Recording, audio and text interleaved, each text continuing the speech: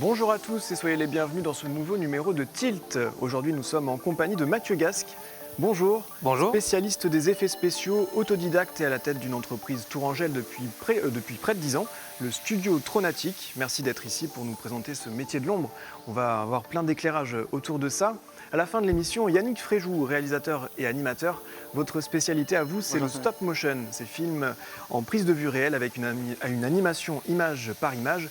Et si l'on vous a invité, c'est pour votre film La Voix de son maître, réalisé avec 6 enfants au cours d'un atelier à Chinon, un film donc sélectionné au Festival national de l'animation de Rennes. Autre Mathieu présent aujourd'hui, chroniqueur histoire. Merci Mathieu d'être avec nous. Salut. Salut. Eh oui. Pour un tour d'horizon du travail au cours du temps. Évidemment, le travail, on sait ce que ça veut dire, ça fait mal. Effectivement, le travail, ça fait mal, mais attention, on va casser quelques idées reçues. Bon, vous l'avez compris, je ne vais pas faire 2000 ans autour du travail. Le travail, c'est un petit peu ce qui est né avec l'humanité. Le travail, à la base, qu'est-ce que c'est? C'est vous faites un service ou un bien et vous êtes payé pour ça. Du coup, pour l'instant, c'est logique. On va prendre que deux périodes, Moyen-Âge et 19e siècle. On fera un petit parallèle avec notre époque. Bon, déjà, au Moyen-Âge, le travail, il va falloir arrêter de penser qu'on travaillait comme des forçats. D'accord? Effectivement, on pouvait travailler du lever du jour au coucher du soleil, mais ce n'était pas en fonction de tous les métiers. Ça va plutôt être pour les agriculteurs. Il fallait imaginer, par exemple, que si vous étiez un artisan, vous allez dans une corporation, et dans la corporation, vous avez un contrat de travail, vous avez un salaire fixe, vous avez une assurance chômage s'il y a des problèmes, et autre chose, on ne travaille pas tous les jours au Moyen-Âge.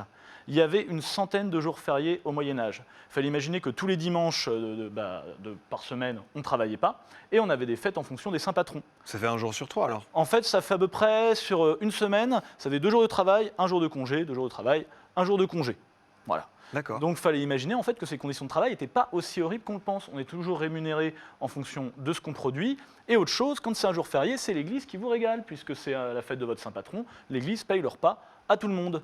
Donc peut-être que les conditions de travail sont un peu plus douces que celles qu'on va aborder maintenant. Enfin maintenant, pas du 21e siècle, mais plutôt du 19e siècle. Parce qu'au 19e siècle, on va avoir deux trucs. Au Moyen-Âge, il y a une classe qui se développe. En plus des prêtres, des nobles et des paysans, des travailleurs, on a les marchands. Et les marchands, eux, eh bien, ils vont commencer à accumuler des richesses et à spéculer. Donc ça va être un problème qui va venir surtout nous embêter aujourd'hui. Et on va avoir un autre problème. Avec les technologies, on développe le charbon, la révolution industrielle du 19e siècle. Et à partir de là, on commence à changer notre vision du monde. On se dit que la nature, c'est mauvais. L'homme, il doit combattre la nature pour améliorer ses conditions de vie. Et qu'est-ce qui permet d'améliorer ces conditions de vie? C'est le progrès. Le progrès, c'est le travail aux usines. Donc il faut protéger les usines et mettre au pinacle ceux qui créent ces usines. Alors on va commencer avec le côté bon de la force, le côté lumineux, puisqu'à Tours, on a ça. On a les cités-mâmes. Et là, je demande la deuxième image, s'il vous plaît. Voilà, donc ça, c'est les manufactures MAM qu'il y avait entre la rue de la Sellerie et la rue Nérico des Touches. Bon, elles ont été rasées avec les bombardements, on ne les verra plus. Mais Monsieur MAM, en fait, s'est rendu compte d'une chose, il fallait aménager les conditions de travail des gens et pas faire en sorte que chacun fasse un travail précis, qui travaille 15 heures par jour, parce que sinon, tout le monde devenait fou. Et il a également créé des cités ouvrières avec l'eau potable, notamment pour tout le monde. Mais alors ça, c'est quand vous êtes un gentil patron. Quand vous êtes un mauvais patron, tout ça, vous n'êtes pas obligé de le faire. Mieux encore, vous pouvez créer des cités industrielles et vous faites en sorte que les gens ils vous payent un loyer exorbitant pour avoir l'eau et l'électricité. Sympa quand même. Comme ça, en fait, vous captez toutes les ressources qu'ont fait vos ouvriers.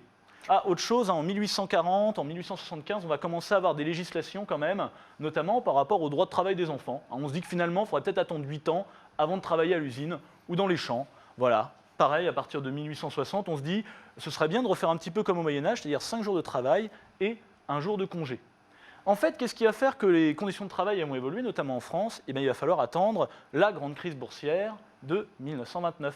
À partir de là, on va avoir de plus en plus d'initiatives de gauche qui vont se mettre au pouvoir et qui vont améliorer les conditions de travail, faire en sorte qu'on ait des congés payés, bref, qu'on puisse un petit peu profiter de la vie. Ce qu'on faisait déjà au Moyen-Âge, finalement. Merci beaucoup Mathieu, effectivement c'est un vaste sujet. On reste quand même sur le fait que le travail c'est un instrument de torture. C'est un instrument de torture? Oui et non en fait. Au Moyen-Âge, il distingue deux choses, je reviens là-dessus, c'est le labeur, oui, qui est le travail qui est pénible, et l'art. Effectivement, si votre travail c'est votre passion, vous n'avez pas souvent l'impression de travailler. Donc si vous faites ça régulièrement, finalement, c'est mieux dans la vie. Merci beaucoup Mathieu. Alors c'est vrai qu'on va de suite enchaîner avec vous. Mathieu Gasque, vous aussi vous travaillez, vous êtes à la tête d'un studio d'effets spéciaux. Il y a quelque temps, on vous a passé commande par exemple pour réaliser des vues d'artistes de l'aéroport de Tours. Donc, on va voir les images qui s'affichent. Là vous aviez un peu carte blanche pour vous représenter ce que pourrait être l'aéroport. Oui, c'est ça. Alors on est reparti bien sûr du réel. On avait comme pour objectif en fait de réhabiliter toute cette partie hangarette, tarmac. Et nous, on devait donc du coup voilà, intégrer au restaurant. Il y avait un pôle de simulation, des choses comme ça. Mais on avait une grande liberté quand même. Et ça, c'est ce qu'on apprécie aussi au studio, qu'on puisse aussi, on n'est pas que exécutant, on est aussi artiste quelque part. Ce que vous disiez tout à l'heure, c'est que qui peut le plus peut le moins. Donc là, c'est quelque chose pour vous qui était plutôt facile par rapport aux autres réalisations que vous faites qui sont extrêmement plus pointues, extrêmement plus compliquées. On va voir là aussi des images. Vous êtes spécialisé dans les animations 3D en fait. Alors nous, on est spécialisé donc animation 3D et surtout effets spéciaux. Et comme j'expliquais, donc les effets spéciaux, c'est l'un des domaines de l'infographique 3D qui regroupe en fait tous les autres domaines, que ce soit le tournage, la maîtrise de la caméra, l'animation, Là, le on traitement voit, hein, d'image. on voit justement les images comme ça, c'est notre support. Il y a ces bouées, donc il y a une partie des bouées, d'autres ont été rajoutées et rajoutées par Exactement. vous. Et ça, il faut prévoir ça en amont. Exactement. Donc là, ce que l'on voit, donc c'est un making-of que nous avons réalisé en interne du court-métrage donc de la série L'Effondrement, voilà, Ouais. qui a été réalisé par Les Parasites et produit par Canal+. Donc nous avons été chargés donc de réaliser ce drone en 3D. Donc sur le tournage, on avait un vrai drone, d'une marque classique, on va dire. Et donc nous, on l'efface, on le rajoute. On avait aussi une bouée que nous avons donc dupliquée, agrandie en 3D à partir de références. Nous avons reproduit à l'exact en fait, avec toutes les traces. La rouille et tout pour qu'on puisse prolonger cette barrière virtuelle. Et tout ça, ça doit s'anticiper sur le tournage. Donc vous étiez superviseur Oui. VFX, hein, c'est le nom du métier, vous étiez sur le tournage. Complètement. Parce qu'on pourrait s'imaginer un petit peu que les effets spéciaux, c'est post-production, autrement dit, vous n'êtes pas là au moment de la production, au moment du tournage. Mais pas du tout. Alors ça justement c'est une grande idée reçue qu'on essaie de combattre au sein du studio. D'ailleurs on fait des billets de blog souvent là-dessus parce que justement le travail de superviseur VFX c'est de superviser et on arrive dès le scénario pour savoir déjà si c'est possible de faire les choses parce qu'on a souvent des scénaristes qui veulent toujours l'explosion qui n'a jamais été faite, le robot, le plan, la scène d'action et donc nous on vient avec eux dès ce moment-là, le scénariste est réel pour voir comment on va pouvoir faire ça. Une fois qu'on va trouver des solutions techniques, on va être là sur le tournage pour pouvoir prendre des références, s'assurer on va dire que les plans sont bien tournés pour qu'après nous on puisse faire notre travail sans que ça devienne un calvaire et que ça devienne de la torture. Autrement dit, si on regarde un film et qu'on voit des effets spéciaux ou qu'on repère quelque chose, Oui. c'est que votre travail il a été mal fait en avant, quoi. Ça, c'est complètement invisible, hein, les effets spéciaux qu'il y a eu qu'on vient de voir sur la série de L'Effondrement, par exemple. Alors justement, nous notre but c'est que ça soit invisible. Après voilà, il peut y avoir plusieurs paramètres qui peuvent venir entacher les effets, que ce soit la technologie, parce que Ouais. des effets par exemple des années 80-90, nous on étudie beaucoup justement les vieux effets spéciaux parce Comme dans qu'aujourd'hui... Jason et les Argonautes. Comment Comme dans Jason et les Argonautes. Exactement, voilà. Et parmi votre palette d'outils, c'est un peu ce qu'il y a sur la table, on va quand même l'évoquer. Oui, Ça alors- permet justement de prévoir ensuite en post-prod ce qu'il faut faire. Exactement. Alors là, j'ai ramené quelques éléments. Donc ça, ce sont on va dire, la panel du bon superviseur VFX. Et là, on va avoir des éléments surtout pour faire des références. Donc on va avoir par exemple donc ces boules, ce qu'on appelle des light probes, qui vont nous servir en fait de référence lumière. Une qui est gris neutre et une qui est reflétante. Et en fait, en les prenant en photo avec la caméra, avec les mêmes réglages que le plan, on va savoir comment elles se comportent.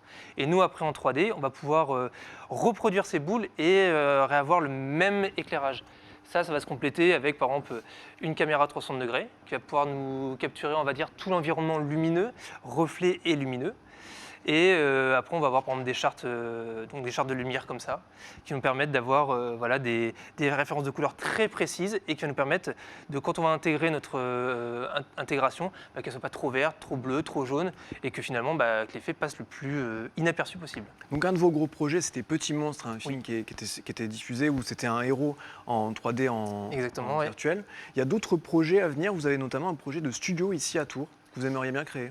Alors oui, alors ça c'est un projet que j'ai depuis pas mal d'années, comme je vous expliquais. Ouais. Moi je suis tourangeau, j'essaie de prôner le fait que il n'y a pas qu'à Paris que ça se passe, l'animation, le cinéma et tout ça. D'ailleurs on le voit souvent, hein, dans notre région il y a quand même beaucoup de films qui viennent, mais la post-prod se fait souvent à Paris.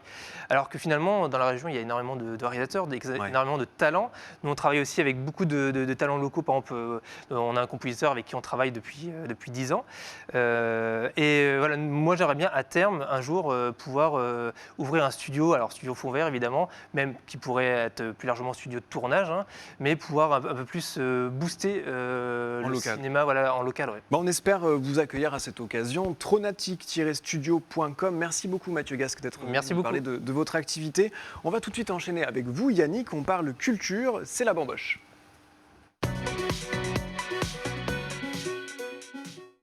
Alors, autre type d'animation, donc du stop motion, est-ce que vous pouvez nous expliquer rapidement ce que c'est? Oui, mais c'est une technique donc, qui permet de faire des films d'animation en volume. Donc on prend des personnages et on les fait bouger image par image, un petit déplacement, une photo, un petit déplacement, et donc avec des logiciels, on met tout ça bout à bout et donc ça donne un film d'animation Ça tel fait qu'on du a pu mouvement, voir, ouais. voilà. Vous avez réalisé un film avec 6 enfants sélectionnés au Festival de l'animation de Rennes, enfin 6 enfants, ils ont entre 11 et 14 ans, je vais y C'est ça. arriver. Ça s'appelle La voix de son maître, on va regarder un extrait tout de suite.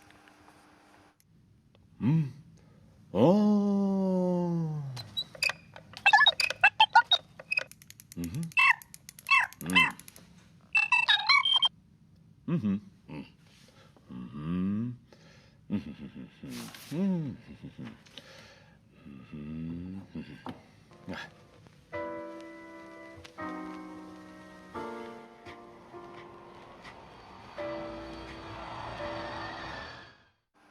Donc un film que vous avez préparé pendant 1 an, c'était des ateliers d'1 heure et demie par semaine avec donc ces 6 enfants et vous qui étaient là pour C'est ça. les coordonner, pour suivre les choses. Vous êtes parti d'une page blanche, hein. Oui, absolument. C'est un atelier qu'on a mis en place avec une compagnie de théâtre et de marionnettes donc sur Avoine, la compagnie du Petit Monde, qui s'appelle maintenant la Générale des Mômes. Ouais. Et c'est vrai qu'on a eu envie un jour de mêler nos deux activités. Donc moi pour la partie stop motion et eux avec leur qualité de création, surtout des décors et en particulier des marionnettes. Et c'est vrai que tout de suite ça a pas mal matché. On s'est dit il y a quelque chose à faire. On a lancé un appel aux jeunes. On en a eu 6 qui ont répondu. Et donc on se réunissait une fois par semaine, tous les mardis, 1 heure et demie. On est parti d'une feuille blanche avec simplement le matériel qui était à notre disposition au sein de la compagnie, puisqu'on n'avait absolument pas de budget matériel ou autre. Et puis voilà, en récupérant à droite, à gauche, on a pu voir dans l'extrait le vaisseau spatial qui est fait avec une boîte de sucre. Notre petit robot est fait avec un bec verseur de bouteilles comme il en existait il y a pas mal d'années. Et donc voilà, on est parti de ça, on a écrit un scénario, un storyboard, et puis on a fait créer les décors, donc avec l'aide de Jérôme Guillot, qui est scénographe à la compagnie, mais également un bricoleur de génie, parce qu'on passait notre commande et il était à côté dans l'atelier, et voilà, il nous faisait les pièces au fur et à mesure. Alors c'est intéressant, c'est qu'il y a ce qu'il y a sur le papier et puis il y a les conditions réelles. Et donc là, les conditions réelles, pour vous, c'était le Covid. C'était quoi l'histoire alors, c'est quoi l'histoire du film? Alors au départ, c'est l'histoire d'un petit monsieur qui vit dans une maison un peu retirée en forêt, un peu en ermite, et donc il regarde tous les soirs le soleil ou les étoiles en fonction de l'heure. Et une nuit, il voit une étoile filante arriver. Et donc un drôle de petit robot dans une soucoupe volante s'écrase. Et donc veut retourner sur sa planète, ne voit que ce monsieur, ils se rencontrent. Et bon, je ne vais pas dévoiler le film, peut-être pour ceux qui pourront le voir, mais voilà. Dans la suite, hein. Mais ce qui est intéressant, voilà, c'est qu'il y a eu un tournage un peu précipité. Oui, C'est ça oui, que vous voulez ouais. dire. Il y a eu C'est-à-dire c'était qu'on- prévu de tourner 3 mois et C'est puis ça. en fait, pas du tout. C'est ça, oui, parce qu'en fait, on a travaillé pas mal sur les décors et donc sur le personnage principal. On a fait aussi travailler des associations sur Avoine, parce que le but, c'était aussi que ce soit un projet multi-association. Donc, par exemple, le fauteuil roulant de notre petit personnage principal a été fait par un club électronique en impression 3D. Donc voilà, on a mêlé plusieurs savoir-faire. Et on a beaucoup travaillé sur les décors, et arrivé fin février, début mars, quand on devait commencer le tournage, voilà, est arrivée la pandémie, et donc atelier interrompu, puisqu'on tournait dans une pièce qui faisait 20 mètres carrés. Donc malheureusement, il a fallu arrêter. On s'est dit on ne peut pas laisser des décors de cette qualité à l'abandon. Donc en juillet, on a rassemblé tous les jeunes sur 2 jours, et on a fait un tournage accéléré en réduisant évidemment un peu le scénario, en réduisant aussi quelques éléments de décor. Donc un tournage de 2 jours au lieu de 3 mois. C'était un Et pourtant, Voilà. pourtant sélectionné, bon, pas primé, mais c'était pas la question. Toute la sélection était sur les films d'atelier, donc il y avait pas personne n'était primé. Vous exactement. étiez sélectionné parmi 80 films, donc une dizaine de films qui étaient quand C'est même ça. diffusés, donc c'est quand même Chouette. une réussite, Oui. c'est quand même une récompense en C'était en la cerise soi. sur le gâteau pour les jeunes de bien pouvoir sûr. apprendre qu'on était sélectionné pour le festival du film d'animation de Rennes, parce que c'est quand même un festival, alors certes dans une catégorie film d'atelier, mais quand même pour une première et avec ce qu'on a connu avec la pandémie, Bah oui. on ne s'attendait pas à être sélectionné sur notre petit court-métrage La voix de son maître, et finalement il a eu un bon écho. Il était également passé quelques semaines auparavant au cinéma Le Rabelais de Chidon, qui nous avait laissé l'opportunité, dans le cadre d'un festival organisé par la compagnie La Générale des Mômes, d'être en première partie de toute la programmation du cinéma. Donc, beau retournement de situation Donc, pour ce premier atelier. Exactement. Un autre atelier à venir dans peu de temps, c'est du 26 au 30 juillet. Absolument. Même comme contexte. Oui, c'est ça. On n'a pas pu le mettre en place sur une année comme on l'avait fait donc l'année dernière, avec l'interruption. Donc là, on va absolument, j'allais dire, surfer un peu sur la réussite de ce premier court-métrage. Et donc, on fait un atelier de 5 jours sur la dernière semaine de juillet. Là aussi, pour tous les jeunes de 11 ans à 17 ans. Donc atelier intensif toute la journée, enfin du matin au soir. Immersion complète. Sur 4 jours du 26 au 30 juillet, le site internet pour avoir les infos, c'est petitmonde.fr. Voilà, ou alors la 25e image sur Avoine. Merci infiniment à tous les trois. On arrive déjà à la fin de l'émission. Merci Merci. vraiment à tous les trois d'être venus. Merci à l'équipe technique également. Merci à Paul. Quelles belles images tu nous as fait encore ce soir. Merci à tous de nous avoir regardés et à bientôt pour un nouveau Tilt. Salut.